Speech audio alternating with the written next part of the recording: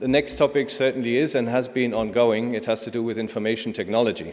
So we will talk about information technology in the supply chain in the panel discussion in the next part of this session. And this session will be led by Blau from Infor.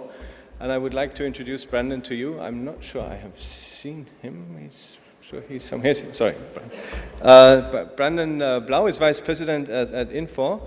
And he's based in Singapore and has worked extensively across the Asia-Pacific region for the last 20 years for various ERP providers. And he is currently in charge of sales at Infor, overall business across the ASEAN region. And I herewith like to hand over to Brandon to moderate the session and how to make more effective use of IT in the supply chain. Thank you, Brandon. Thanks, Thomas. Yeah, thank you.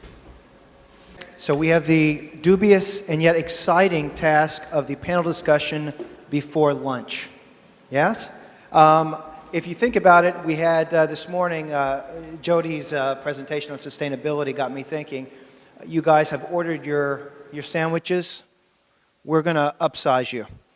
The panel discussion, we're going to give you the value meal, right? So with that in mind, let me introduce the panelists. Before I do, let me just give a quick supplemental information about myself. Again, I work for Infor. For those of you that aren't familiar with Infor, we're the largest privately held enterprise applications company worldwide. Over 70,000 customers, growing here in Asia, particularly in manufacturing and logistics, with our enterprise suite specialized by industry and engineered for speed. So I think just because of that tagline was one of the reasons that Terrapin asked us to be a silver sponsor, and I'm delighted to be here today working with all of you. On our panel, though, let me first introduce, and if you can hold your applause, we'll call everyone up on stage. You met him earlier this morning, Jaya Moorthi. Jaya, can you join us up here on stage? Great. You met Jaya earlier this morning, more than 20 years in supply chain and logistics here in Asia Pacific.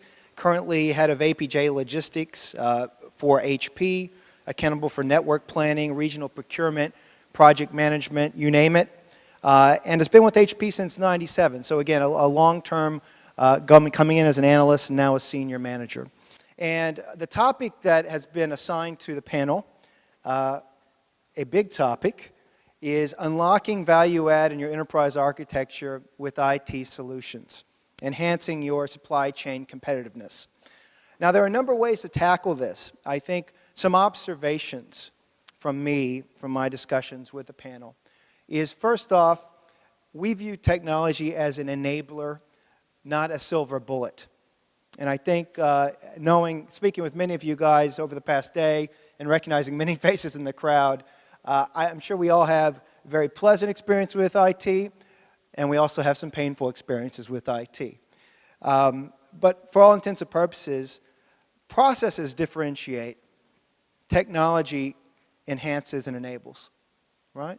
So if you're talking about the consistency of the 60 million per day served over there, there are numerous IT solutions running across the McDonald's empire, but at the end of the day, it's people making it happen. It's that consistency of the processes in place.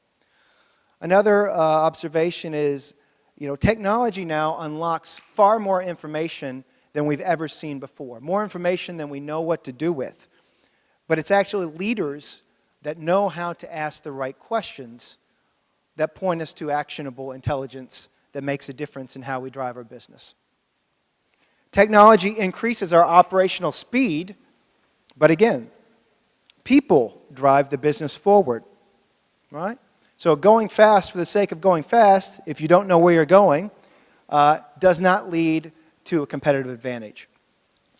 Having the consistency across your processes, ensuring that you can identify and keep top talent, enhancing your relationships along the value chain with your suppliers, your customers, those are the key success factors that we believe technology enables, but it's not a magic wand, right? So in the course of the next 30 minutes, we have an esteemed panel of experts here. We're going to toss around a number of topics, ranging from simple IT decision-making of when do you find value in terms of introducing a new IT solution. We're going to talk a little bit about making sense of big data, all the data we do have. How do you make sense of it? How do you apply it in a pragmatic way to your business? We're also going to talk a little bit about the changing dynamics of customers' expectations. The panel, or our presenters earlier, have talked about in sustainability, different expectations that consumers, suppliers have now in terms of ecologically friendly and sustainable practices. We also have different, what's acceptable in terms of response time towards a customer demand, an issue, etc. has changed. So we're going to cover some of these topics, but I would encourage, again, this is a great opportunity for any of these speakers. Roxane and Manoj will be on later. Jaya and Jody were on this morning. If you have any questions related to the topics we're going to discuss or related to the topics that they covered earlier today, please throw them out there. We want to keep it interactive so your stomachs don't think about the McDonald's and the lunch coming up. So let's just jump into it then. Since the GFC, there's some real validation now that information technology does add value. With the productivity gains gained globally, typically with reduced headcount, there's been a lot of automation, a lot of acceleration in terms of response times, new value-added services entering the value chain. However, at the same time, IDC, as recently as 2006, reports that over 50% of enterprise IT projects failed to deliver on their ROI projections within the first 3 years. So kind of a good news, bad news. And I think that's the first question that I'd like to throw to the panel. And maybe we'll start with you, Jaya, as you, again, work with a number of organizations across Asia Pacific. What are some of the factors that organizations need to consider when they're going to introduce a new technology into the mix in their supply chain? Most of the people here are with companies that have differentiated value propositions based upon, again, best practice.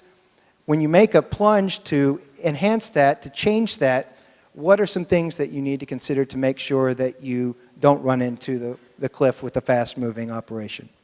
First of all, HP is a very large company. So traditionally what happens is that although we have an overall IT structure, there's a lot of needs and wants in every business unit.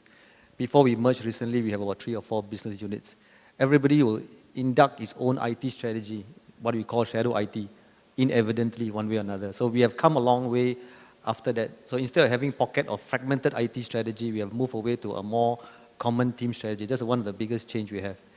Secondly, as far as introducing a technology into your space, the supply chain space, the most important element of it is having an understanding of what is the system architecture and information strategy that you want to drive. That is a derivative of your business strategy, right? And I think from the history, what we at least we have learned over the years is that not doing a good job in any one of them, you end up having a fragmented approach across the supply chain. And that's one element of the whole conversation. The second is, what kind of technology do you want to use? So I can't find a better word, but I call it ample technology. You don't want to over-engineer, and something that only can be implemented, maybe say, take a 2-year or 3-year roadmap to implement some IT strategy. And we get into this pit hole, where we start to talk about doing a long, elaborate IT strategy, takes about 2-3 years. By then, we lost a lot of more opportunities, and we get into a whirlpool. You get what I mean? So these are 2 things that I probably like to point out from a learning experience perspective. And I think that the last point is a very good one. Where I'm from in southern Indiana, we call that the KISS principle. Who are you kissing? Keep it simple. Oh, keep it simple. I thought you were kissing somebody. Keep it simple, something else, yeah. Okay, I got you. Roxane, you're an award winner, innovation in manufacturing. Perhaps you could talk to your perspective on this in terms of rolling out new IT solutions that enhance productivity as opposed to disturb the best practices you've got in place. So what I wanted to share today is, I think there is a bit of tendencies and a belief that you buy a new IT system, you plug it in, and everything is going to be so perfect tomorrow, which is definitely the wrong approach. IT system, from my perspective, is only an enabler of what you want to achieve. So when we rolled out, last year we rolled out a new manufacturing execution system in our factory in Singapore, and the IT system was one portion of the project. A huge part was dedicated to how you change your work methods to make them more effective, how you remove waste from what the processes you were doing before, and how then the IT system is helping you and enabling you to roll out those new work methods.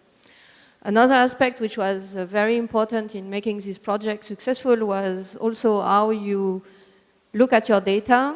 I think yesterday Keith drew a question on data quality, and all of us, we have a legacy system, we have gone through M&A, we have inherited some past systematic from mother company or acquired company, and when you change to a new system, that's the unique opportunity to revisit how your data are constructed, to do your cleanup, to do some standardization.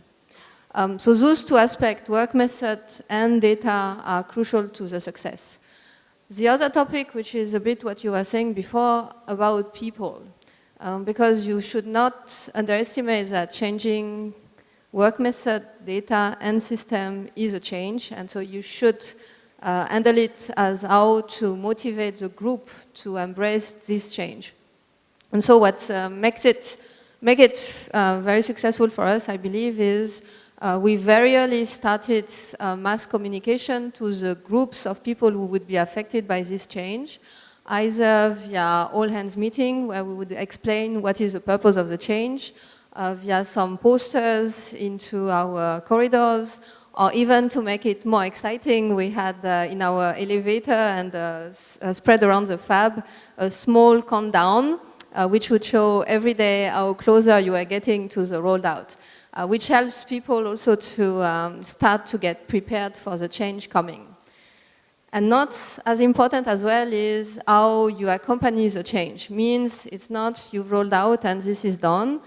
We also took the steps that after the change we had some interview with people in the shop floor to check whether they were getting familiar.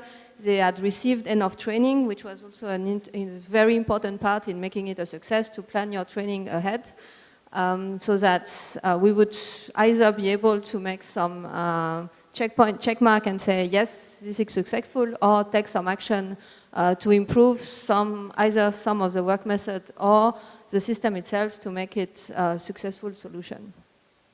Last but not least, this project is for us a journey because we have several manufacturing sites and we will be rolling out from one to the other. And so one important aspect is how you do your lesson learned from the rolled out and your best practice sharing with the other side so that they get better prepared, and step by step you are more efficient in rolling out a new technology.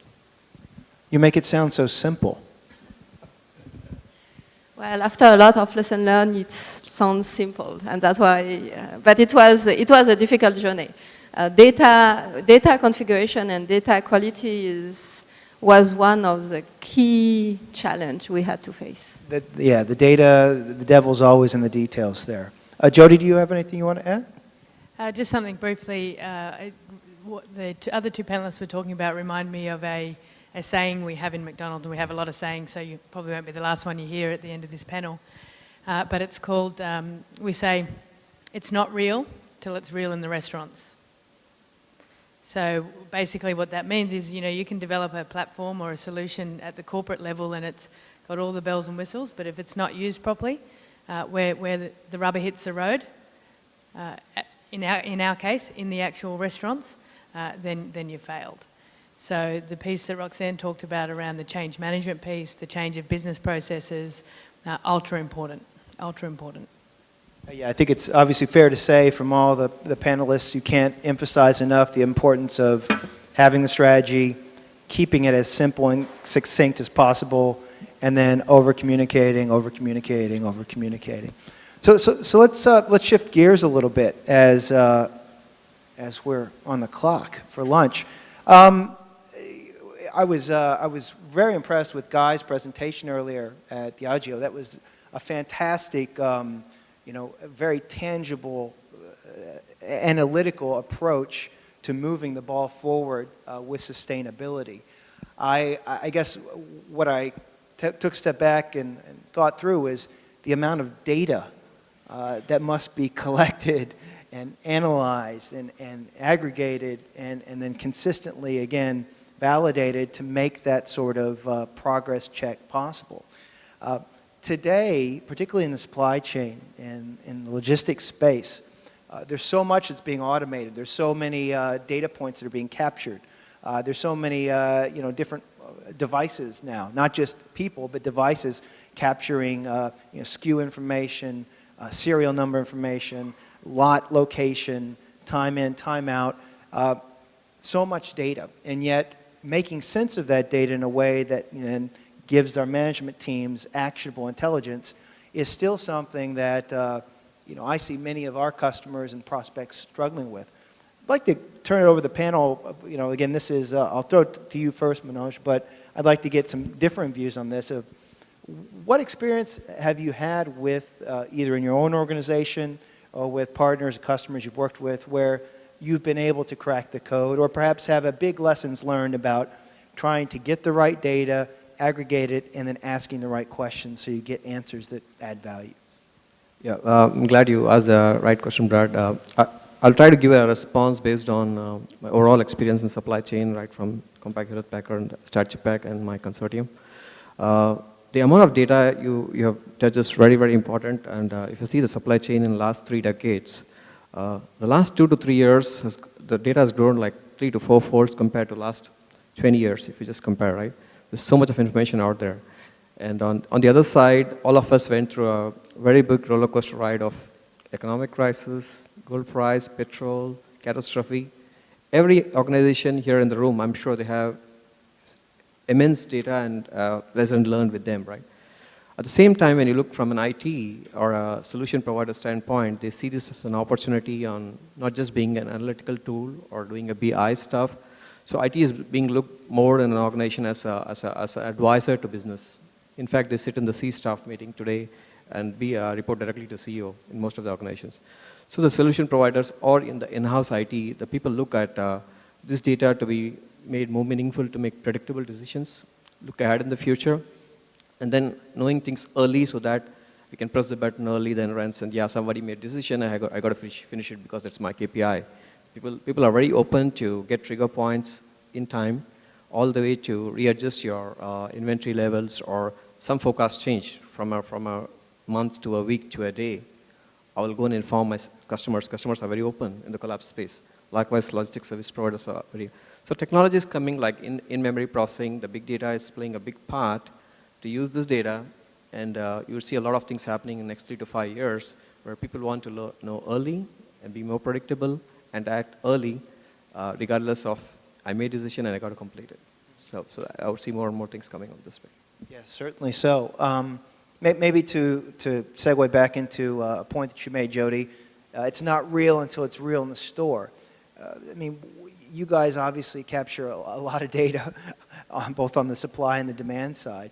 Can you talk a little bit about, in terms of measuring that progress towards making it real in the store and how you measure that and take information and turn it into intelligence? I think for McDonald's, the key for us is clarity for our restaurants. So, we have around the world 30,000 restaurants. In Singapore alone, 120. And we do get a lot of data. We do have a lot of connectivity between those restaurants, a lot of capability to benchmark around the world. We can benchmark a store in Singapore to a store in Russia, actually very easily. But really, it's about the analytics behind that. And at the end of the day, it comes down to people and how you first take that data to make it real for activity in the restaurants. So at the very upfront piece, you've got a lot of data. So what does it mean? Where are my opportunities? How can I compare that data and does it actually matter? So you've got to be able to take that data and create some clarity around, well, where do the opportunities lie? And then it's about pushing that down to the restaurants in a very clear manner. So one of the challenges we have in McDonald's, and I'm sure everyone has here, is, man, there's a lot of KPIs. What do I focus on? You know, and the answer is you've got to focus on more than one. But really, what's the most important? What's going to drive my business? And what makes that difficult is that for every restaurant, for every country, for every task, it's probably a little bit different every time. So it comes back to the ability of the person to take that information and use it in a way that's going to actually drive results. It's not easy. To a certain extent, from a leadership point of view, how can we help them do that? So how can we help create clarity for them? How can we make it easy for our restaurants? So we look to technology to be an enabler in our restaurants, to a very large extent to try to make the store's life easier. That's one of our biggest focus areas. How can we take the complexity out of the restaurants when it doesn't need to be there, so they can focus on serving the customer that's in front of them? So a lot of our technology investments are around that concept. That's excellent. No, I mean, that's a key point, the struggle with the KPIs that change by location and inevitably evolve over time as well, trying to simplify that. You know, at the end of the day, it comes back to what questions do you want the answers to for your leadership to drive the business forward. So I guess let me step up into Oprah mode right now and put that to you guys. We've got an esteemed panel of experts here. We're talking about data. We've talked about, you know, implementing IT successfully across the supply chain. What questions do you have? This is a good opportunity for you guys to reach out and ask some point-blank questions. Did anybody sitting on that panel face a situation where you actually did introduce a technology into the supply chain operations and you realized it was a wrong decision, you had to back out? Have you taken that decision lightly? Have you ever faced that kind of situation? And what was the lesson learned from such an event, if you did face it? McDonald's had I think it's pretty common knowledge within the McDonald's world, not sure how much outside, but McDonald's had a concept and a group called Project Innovate, probably about eight years ago. And effectively that group was tasked to make McDonald's more innovative. And we poured a lot of money into that, man, a lot of money. And it failed. It failed. And what I think we failed to understand early in the piece was, you know, McDonald's is innovative in many ways. Around technology, we're generally very purposeful about where we invest our money in terms of technology. Purposeful, yeah? Very purposeful. Some would call that slow. But really, what we need to make sure is that, as I said before, that it hits the restaurants. And so we spent too much time, too much money, too much resource in the bells and whistles in the office. And there was a lack of understanding about how that would actually translate to enabling the restaurants to serve more customers, very simply. So technology and technology investment, you know, for McDonald's really needs to have that link back to sales and to the restaurants where it really matters. And we did fail to do that about 8 years ago. Yeah, if I may add to your question. So these situations typically arises sometimes in M&A situations, not my current job. But typically when there's M&A, people are very curious about who is going to change, right? Like out of the two companies, A and B. So that sometimes you have the counter cases there where decisions are made based on, I don't want to make change. If a company is acquiring company A is acquiring company B, they will try to impose on you, you try to follow my system kind of stuff. So sometimes those are the areas where I think we kind of find these situations, and later over a period of time we find it's going to impact our customers' revenue, and then we sit on a table, level set, and then kind of back off sometimes. Yeah. It's a good question, thank you. And I think we had a question over here as well.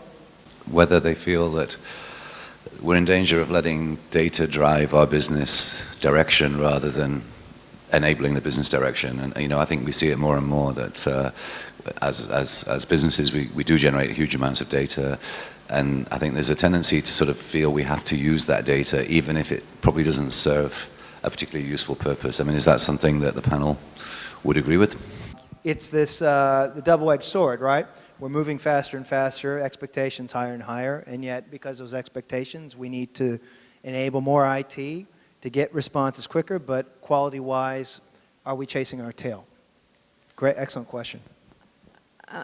I don't think it's only a question of quality. I agree with you that when you come to make a decision, it's an emotional process, and a lot of people believe data would help to get the emotion out and make a more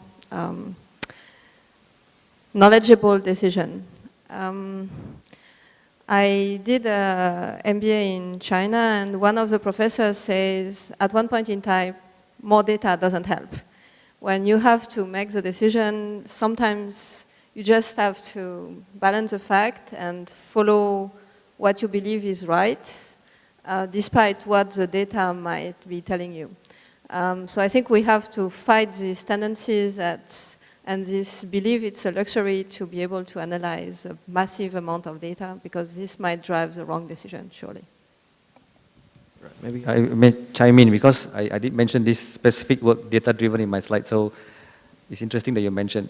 I think there are two parts to it. The first part is that I think inevitably data will drive how the organization moves forward. The question is whether you over-engineer it and let the data go too much beyond, because the next step of data-driven is that it shows blue ocean, it shows you opportunities in where you want, where your critical path, and so on and so forth. But the subsequent decision-making process, if you let the data drive everything else you make, then you're in danger of getting yourself in many pitfalls, right? It's how then you take this to actionable intelligence, how then you take this vis-a-vis your current business strategy, your SWOT analysis of your organization, to make that very practical. The danger that sometimes we have is that we use the data and we think that's the way to go, then we drive our strategy. But if you don't take into account your SWOT of your company, then I think it's going to be a very risky pathway. Go ahead. To my mind, I think it comes down to talent. It comes down to people. So the amount of data that we have today is only going to increase. And the question for all of you is, where are you investing then in your talent to be able to work out what to do with that data? So I think investment in talent, the type of talent that can analyse a situation with a bit of common sense, is where we should be putting our focus. I'll give you an example, a very McDonald's example. We had recently, it was probably about a year ago, some data around our breakfast sales at McDonald's in Singapore. And basically the data showed that less people were coming to McDonald's between 10 and 10:30 than they were before. And more people were coming at 11 o'clock to 11:30. Okay, so that's what it showed. So we sat through a leadership meeting where our consumer business insights, one particular person in the consumer business insights group theorised that the reason that was because Singaporeans were sleeping in. More and more. Everyone's getting up later. And we listened. We listened, and finally someone said, is it maybe just because people don't like our breakfast offering and they're coming straight for our lunch offering at 11? And so we easily could have gone through, we actually, what we were talking about was, should we extend breakfast hours? Should we move our breakfast finish time a little bit later? And that would have probably been catastrophic, because it would have expanded our loss of sales in that time. So at the end of the day, it comes down to people, and you know, I can say common sense, and that's a little bit facetious, but you know, how we analyse data, the type of questions that we ask, it really, at the end of the day, is going down to people, and you really have to invest in that area of your business. Let's ask the people. Should they extend their breakfast hours at McDonald's? Anyone else on the panel that wants to comment on that? Yeah, to answer Owen's question, typically the business scenarios today, they have changed tremendously, and your ERP systems or your technology was decades old. So there's another space which is coming up in technology it's called MDM, where people are trying to find out areas to make sure that the data which is coming in is not complete to today's scenario, and those are being patched. That's one area which is coming up. And second is, I think DHL uses a lot of standards, EDI, RosettaNet, and that again addresses to align with the business, right? These two are the areas. Thanks for the question. So I'm getting the signal from the chairman that we've exceeded our robust morning discussion for the panel. We've got lunch ahead and an exciting afternoon with different streams that Thomas will touch on. But I just wanted to give, if you could join me in giving one round of applause again to our panel. I think it was very informative, very useful.